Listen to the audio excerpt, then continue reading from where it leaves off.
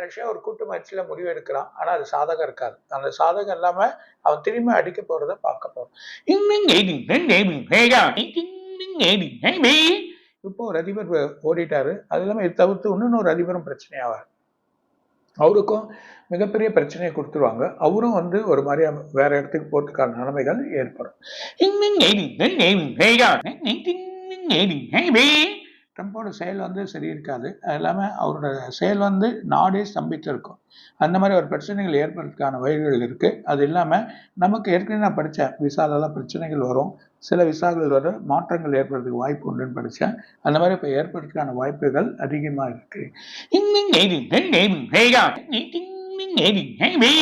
இன்னொரு கண்ட்ரி இன்னும் போர்க்கொடி தூக்கும். ஒரு பெரிய இதுல போர்க்கொடி எடுத்துன்னு வர்றதை பார்க்க போறோம்.